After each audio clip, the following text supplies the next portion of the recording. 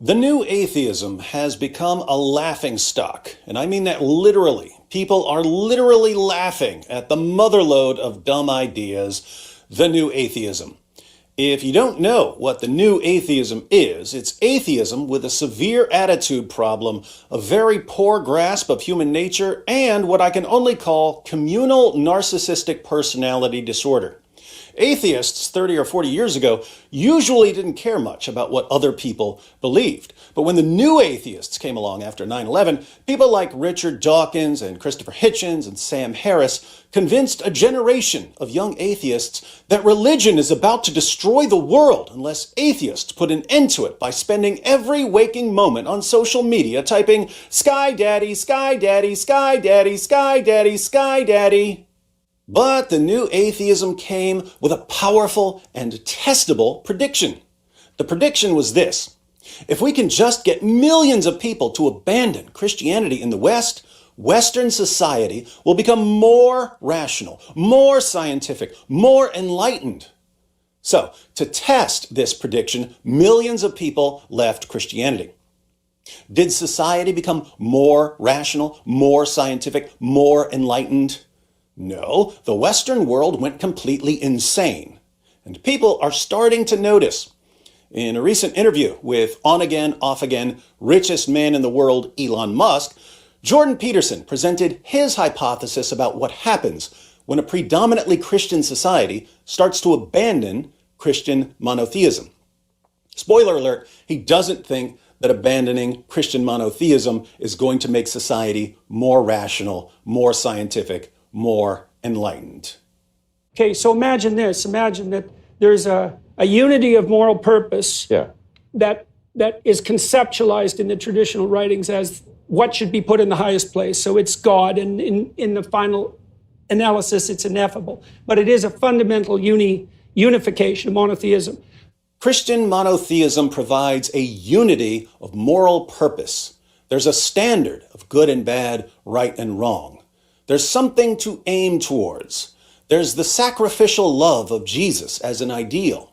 There's a transcendent reference point. The new atheists come along and say, hey, get rid of that nonsense. Okay, then what happens? Let me guess. Scientific utopia. Here's a hypothesis. When that collapses, two things arise to replace it. Okay, one is the striving for power, and the other is the untrammeled, what would you call it? The untrammeled dominion of hedonism, and especially on the sexual gratification side. When people turn away from the pursuit of God, what makes you think the pursuit of God will be replaced by the pursuit of science?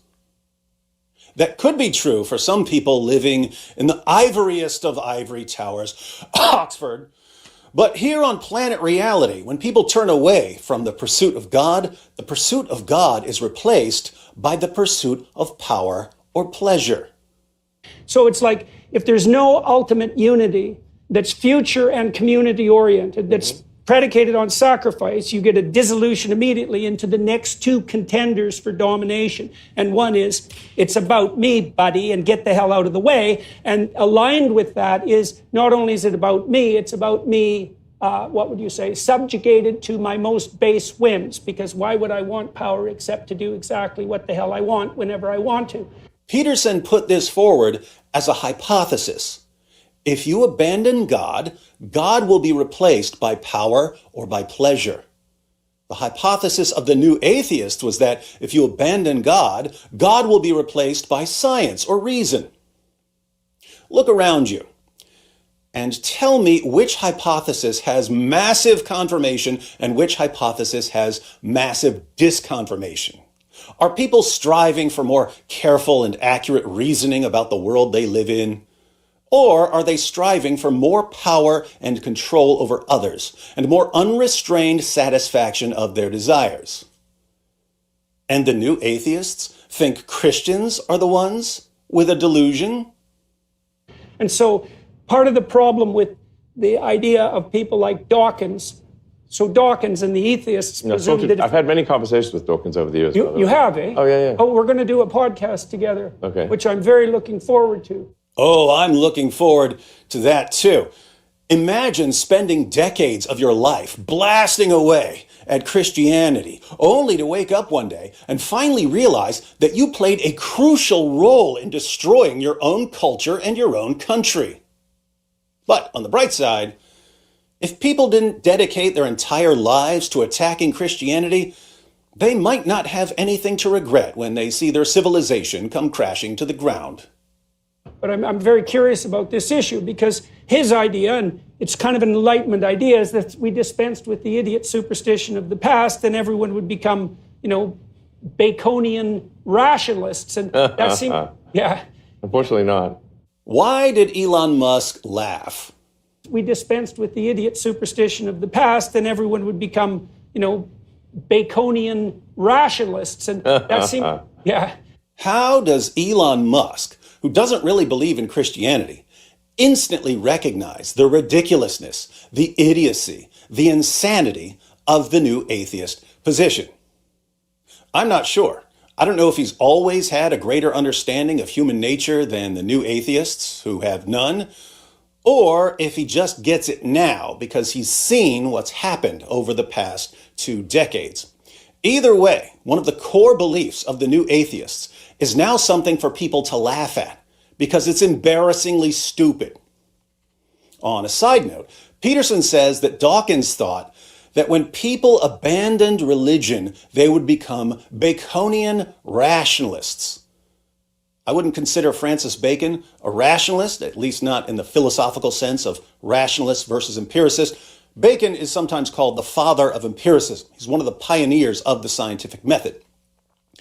I think Peterson might be using the term rationalist in a broader sense, but I'm not sure Dawkins would want people to become Baconian rationalists. Bacon, after all, is the one who said, "I dare affirm in knowledge of nature that a little natural philosophy is what they called science back then, I dare affirm in knowledge of nature that a little natural philosophy and the first entrance into it doth dispose the opinion to atheism. But on the other side, much natural philosophy and wading deep into it will bring about men's minds to religion. Wherefore atheism every way seems to be combined with folly and ignorance, seeing nothing can be more justly allotted to the saying of fools than this, there is no God." That Bacon is sizzling. But I'm nitpicking. We all understand what Peterson means. Dawkins thought, and possibly still thinks, that if people drop their silly superstitions, they'll become more scientifically minded. And to that, we all say, That seemed, yeah. Unfortunately not. somebody buy that laughing man a Cybertruck. No, well, what seems to me to happen much more likely is that power and hedonism rise to take the place of what was holy, so to speak. And Nietzsche warned about that when he proclaimed the death of God to begin with. He thought nihilism would also enter the realm, right? Sure. Nihilism, power, and hedonism as the triumvirate of replacement gods. Nihilism, power, and hedonism. Nietzsche saw it coming. The Germans had a better understanding of the implications of rejecting God than the British did. The Germans said, we're getting rid of God, and we're going to need something really, really big to replace him, or we're going to be in a lot of trouble. The British said, we're getting rid of God, jolly good show. Doukens says we'll all be fine, innit? But the Germans never did find the replacement that Nietzsche was looking for. So the Germans and the British are now all in the same pub. They're sharing a cocktail made of 1 part nihilism, 2 parts hedonism, and a dash of power, which keeps them too drunk to stand against the weakest invasion in history. But don't worry. I'm sure that scientific utopia the new atheists have so much blind faith in is right around the corner. In Fantasyland.